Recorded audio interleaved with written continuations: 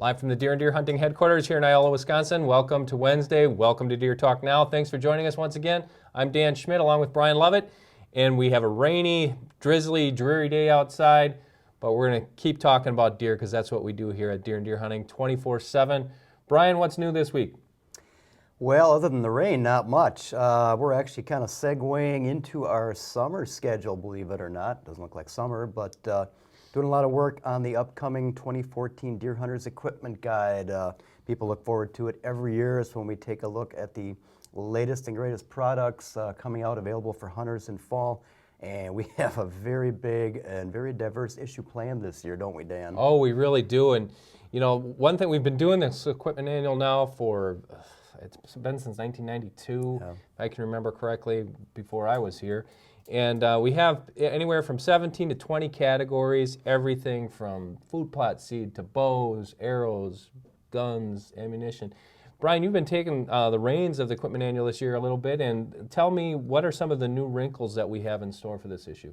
Well, it's interesting you mentioned that initial equipment guide years ago. I mean, I think there were maybe a dozen categories back then, and it's done nothing but grow in the decades since, you know, and we've added categories every year. This year we're going to have, of course, articles on one of the hottest trends in the industry, crossbows and accessories for crossbows. Also handguns. Handgun hunting is becoming bigger in many areas.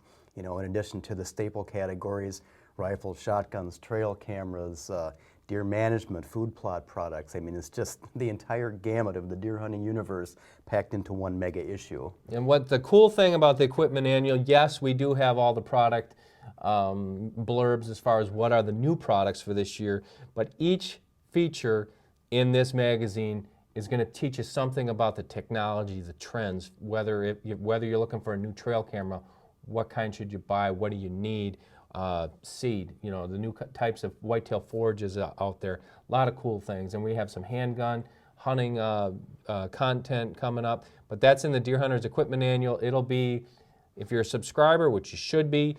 If you're not, get on deeranddeerhunting.com right now, and well, you're on deeranddeerhunting.com if you're watching this, but subscribe to the magazine. You can get it digitally, but you're going to be able to get that magazine here in about the end of May, early June, and it's everything you want and need and more.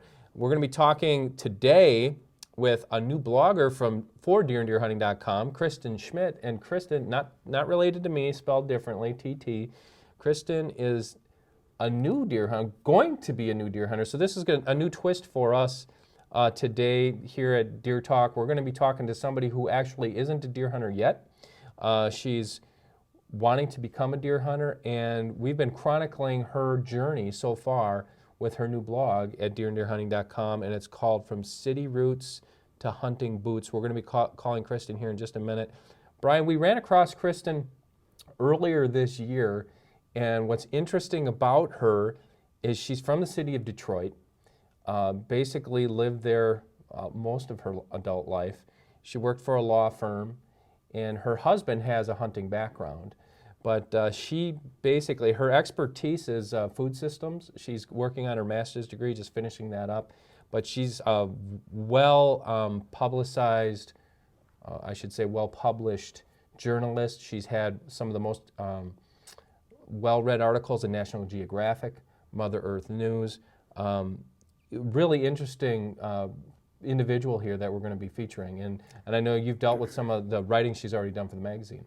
Yeah, she is very interesting. And it's always neat to see someone come into the hunting ranks, I guess, and we all get there via different pathways, you know. But her pathway, and I'm not going to steal her fire at all, her pathway is very interesting, so I'm looking forward to hearing more about it. But it is cool, I guess, from our perspective, because we were kind of brought up in hunting, you know, to see adults come into the sport, you know, relatively late in life. It just kind of makes you look and reflect on your own hunting background, and I guess the things about hunting, the hunting lifestyle that appeal to you. So, I mean, it'll be neat talking to her today, kind of get her perspective on the whole hunting experience as she's just delving into it. So let's not steal any more of her thunder. Let's get Kristen on the line, and let's talk about deer hunting from a different perspective. Hello. Hi, Kristen. Hi. Hi, Kristen. Dan Schmitt, Brian Lovett, Deer Talk Now. Thanks for joining us this morning. Happy to be here. Awesome. Well, we've been trying to steal your thunder a little bit here, and we said we better shut up and get you on the line before we give away all your background and secrets. So, Kristen, we've been talking. We introduced all the listeners to what you've been doing, if they haven't been aware of your new blog at DDH, and a little bit of your background. But what we did is we prefaced everything by saying, normally we're on here talking to somebody with years, if not decades, of deer hunting experience, and today we're taking a little bit different wrinkle here. We're talking to somebody who has no hunting experience. So why don't you give the listeners a little bit of your background, where you've come from, and where you are today in relation to your journey into becoming a deer hunter? Sure. Well, I'm from Detroit. We made a conscious decision to move to Vermont, and we moved here in August 2012. We wanted to create a life that emphasized different values than the ones that we were surrounded by back in Michigan. We wanted more property, space, and family time. And we found that here, and we haven't regretted our move one bit, even though some people ask me if I miss the city, and I have to say, not a bit. And then since moving here, I've been able to focus on writing, and I published a pretty well-received piece for National Geographic linking women hunters and local food. And I've also been able to write several articles on different alternative livestock and sustainable agriculture initiatives for Modern Farmer and Food Politic. And I was approached to blog for Deer and Deer Hunter based on my interest in local food, wild food, and how hunting can be connected to that. So I am, excited to be doing this. My blog is obviously based on a beginner. Have no experience with learning archery before starting this blog, and it's been really interesting to see how many different things there are to research. And I have to admit that since starting with all of this, I'm really actually very fully on board with learning archery, and I'm really excited to try deer hunting in the fall. That's one thing through the Deer and Deer Hunting social media crush, I guess I should say, is that we found Kristen. She was doing her own thing, and I said, well, wait a second, here's somebody who has no experience in this, and I read some of her articles, and if you haven't read them, you have to check them out, just on the diversity of what she brings to the table from, some of the things we're going to talk about too, about food systems and healthy living, and that just ties right into wild game and venison and things like that. But Kristen, one thing that I found was interesting is, you took this up on your own. Nobody came to you and says, hey, we're going to put a bow in your hand and we want to make you a bow hunter. Tell us about a little bit, just how did you get attracted to archery as a means of starting as opposed to maybe firearms? Well, I've always been intrigued with hunting. My husband is a lifelong hunter and grew up hunting, so I've been around it since I've met him. And we've been married 10 years this year, so been a while. And, once I started researching food, I've always been really interested in nutrition. It stems from, my own personal experiences as well as just interests. And I started doing this master's in sustainable food systems at Green Mountain College, and it just kind of brought more things to the surface. And with my desire to know where my food comes from and how it fits into this grand scheme of things, hunting just seemed to fit into the plan.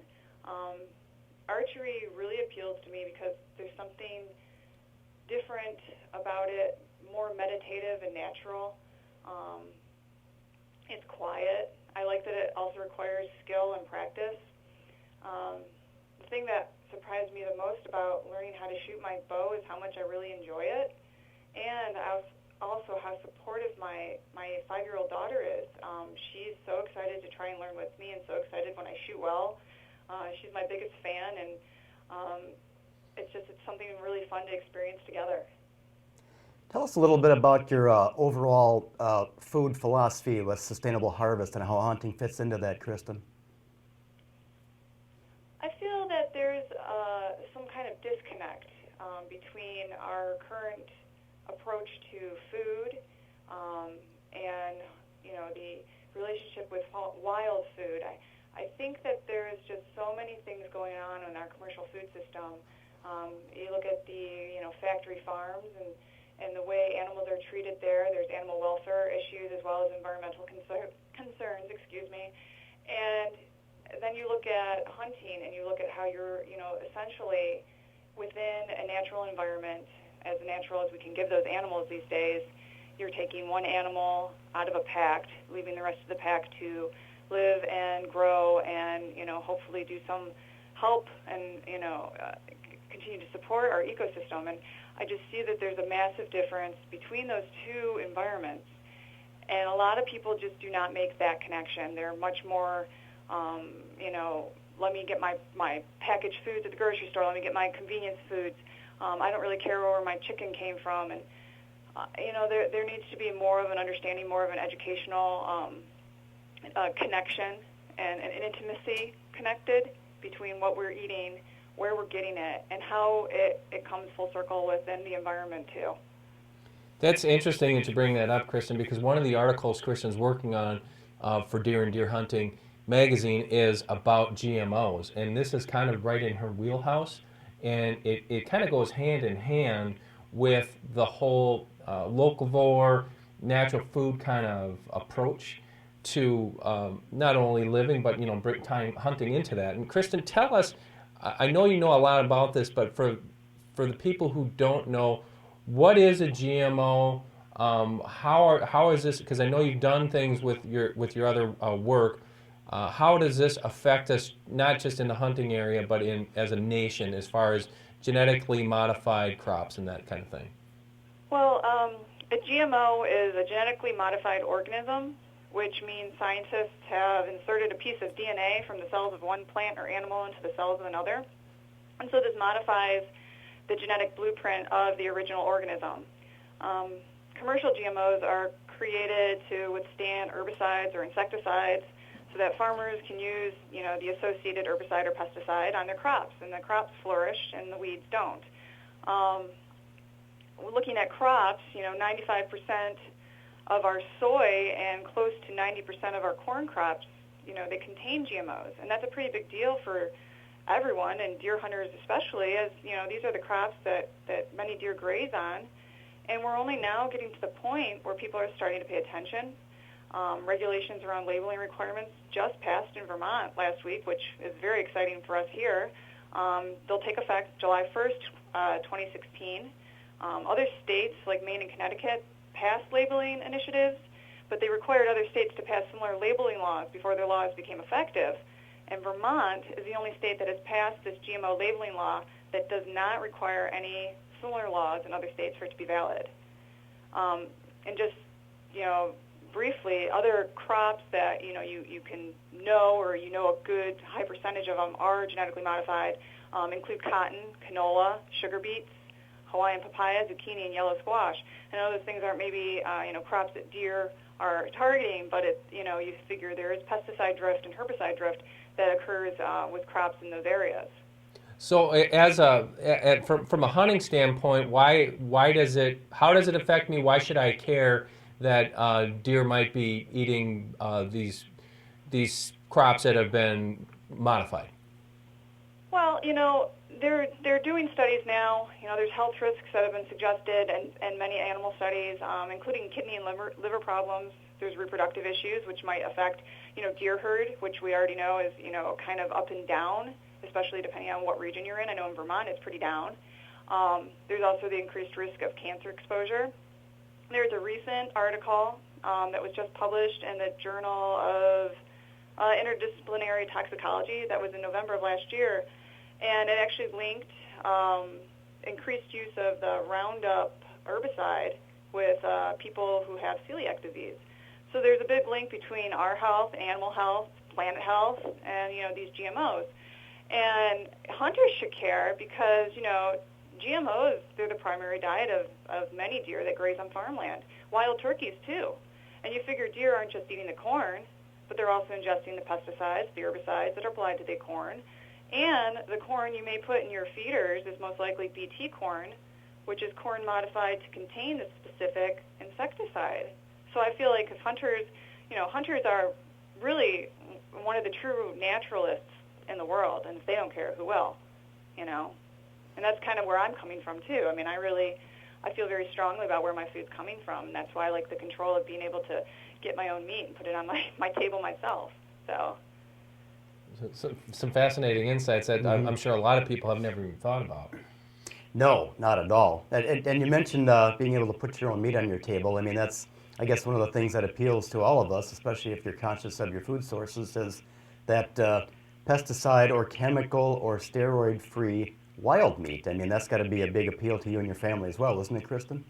It does. It does. I really feel like wild meat is one of the few truly free-range organic meats these days. And you look at the sustainable. You look at the sustainable footprint of a wild game versus even a grass-fed beef farm, and there's no comparison that wild game is better. What's your experience? I know the farm-to-table movement is big in a lot of areas. For instance, I was in Seattle last summer, and the farm-to-table movement out there is really gaining momentum. Do you think hunting is gaining acceptance within those circles generally, or do you think it's a little behind the curve compared to that? Or I think it depends, honestly, on the region that you're in. I've had conversations with a lot of people here just because it seems to be something that I am embracing as my passion. And a lot of them seem surprised, and they say, oh, you're right, that really is something that is not included. Most farm-to-table movements don't include the wild aspect. And I think that as more people start to become aware of the problems, these hiccups, if you will, within the commercial food system, more people may be turning to these as alternatives, Hopefully putting some type of message out there to the commercial factory farms that we're not exactly happy with what they're doing. Right, exactly. And that we can all control our own nutrition and our family's welfare as well. So. And that's one thing Kristen's doing as well. She's not only taking up hunting, she's embracing this whole country lifestyle. Kristen, I know you just got some chickens. You're raising your own chickens for meat and eggs. You're going to start your own garden this year. You basically went from 0 to 60, so to speak, from urban life to country life. What are some of the challenges, and what are some of the rewards you've seen in that transition so far? I'm really enjoying it. Again, it makes me really appreciate what I can do with my own hands. We heated our house with, our wood all winter long, which was makes you really appreciate the warmer days. Exactly.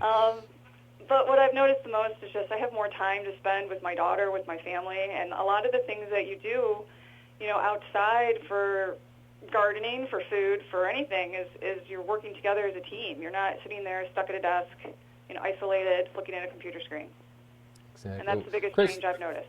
Kristen, let's we just have a few minutes here, but I wanted to bring the topic back to what you're doing on deeranddeerhunting.com right now, and that's your blog. And Sure. It's not only the weekly blog, which the new one is up there this week, and people can check it out right now. Mm-hmm. Just click on the blog tab, go to Kristen's name, and there you're going to see it. But there's a video aspect that's going to be playing out with your blog. Let's talk about that a little bit and just explain what's going on with that. Well, we'll be doing a series of short videos leading to hopefully a DVD here, and it's going to talk about the process of learning archery, so putting together an outdoor archery range, things that I need to practice. I'm also going to probably talk about food plots and things like that, things you need to prepare your property for. It's going to be an interesting adventure, I think. Interesting, I guess, would be an understatement. What Kristen's doing here, and the first video is already up there, but we just want to. Her husband is a video expert, by the way, and he is actually the one who's filming this. But we want to chronicle real life here, and that's what we've been doing. Is we're kind of leaving Kristen on her own. Just document your steps to becoming an archer, and this is gonna. She's got some expert advice too from some of these pro shops near her home and whatnot. But it's going to basically anybody who who wants to get into archery. If you're not into archery yet and you want to learn it, you can take the steps along with Kristen and learn this. But I think it's not only cool, it's something that's sorely needed in the outdoor industry, because we kind of speak to the choir so often that we never really look at, hey, here's somebody with no experience, and we're going to show you exactly every step they took to get to where they're at. Right, and I think it's better when you chronicle the journey, you can show people the journey too. I mean, we've written about it for years, but actually showing folks those steps, is something entirely different. Kristen, have there been any surprises or potential pitfalls along the way so far, or? Not yet. I'm sure there will be. Well, there always are in anything, I guess. Yeah, there's no pressure. We're just expecting a big 10-point buck on, you know. Ah, yes. Right. At your I'm feet. using my trail cams. I'm trying to find a good place to set up my stand. So we'll see what happens. All right. Well, Kristen, thanks for taking time out to talk with us this morning. Again, everybody, Kristen Schmitt. The blog's name is From City Roots to Hunting Boots. It's right there under the tab for blogs at deeranddeerhunting.com. Kristen, thank you again. We hope you have a great week. Oh, thanks very much, guys. All right. We'll talk to you soon. Okay, thanks. Very cool, Brian. You know, having Kristen on is refreshing in the aspect, like we said, we've been doing this for years, and it feels like, you know, you just kind of, you know, we're talking to people with either the same amount of experience or a lot of deer hunting experience, and to keep hunting going to the next generations, we need to get more people not only like this involved, but show people that hunters are so diverse. Well, yeah, you know, it's when non-hunters ask you what appeals to you about hunting, I mean, there's, you know, tons of reasons you could give them, you know, so it's always interesting to see a newcomer come in and give his or her opinions on what brought them into hunting, you know, and in Kristen's case, it's kind of a whole lifestyle shift, really, you know, which is very interesting. I guess when we were kids, it was just something that all the kids did, you know, and it was just part of growing up in southern Wisconsin, or, you know, the region, I guess, and we obviously liked it because it was fun, and all our buddies and our family did it, you know, so and Kristen coming from the outside, you know, and seeing her attraction to hunting is something entirely different, I guess, like you said, kind of refreshing and interesting to see, you know, at our point in the journey, so. Absolutely. And the other thing, too, what people are going to find out is not only that, okay, we have a brand new hunter here, but somebody with a heck of a lot of knowledge, and especially with what we're doing with the magazine now with Butcher Shop and all the foodie Fridays that we're doing on the web, a lot of great nutrition information. So you're gonna get a lot of that information from Kristen as well. Not only nutrition information, but ways to supplement your family's diet with more wild game. Not only wild game, but natural foods. So look for that not only at deeranddeerhunting.com, but also Deer and Deer Hunting magazine, which is going to be featuring Kristen as a contributor quite often moving forward. That's it for this week. Before we go, I want to tell everybody about today's shopdeerhunting.com special, and that's the store tab over there to the right of your computer screen or your iPhone or whatever, however you're looking at the show today. But at shopdeerhunting.com this week is a really cool new kit that we have in, and it's a lick and branch kit. A lot of people that hunt, especially guys in the Northeast and the Southeast, we talk about making your own mock scrapes. A lot of times you go into the woods and there's not the perfect mock scrape area. There's not a good spot for a licking branch, and you can't find one.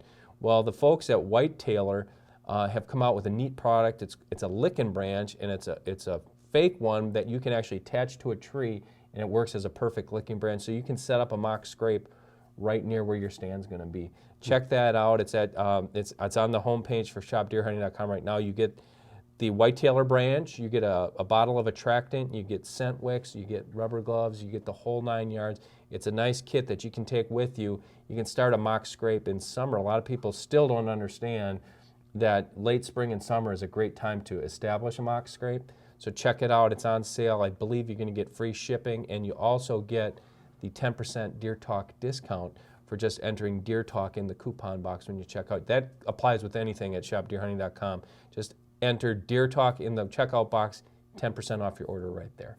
So it's a cool thing to check out. That's it for this week. Join us next week. Next week is going to be another special guest. It's going to be a friend of ours, Pat Gaffney from Ram Outfitters. He outfits whitetail hunters across the Midwest. And Pat is going to give us some not only great insights on how to book the hunt of your dreams, but what to expect and a few tips on how to pinpoint where to go for that trophy buck of your lifetime. Pat Gaffney, that's next week on Deer Talk. So until then, he's Brian Lovett. I'm Dan Schmitt. Thank you for joining us on Deer Talk. We'll see you next time.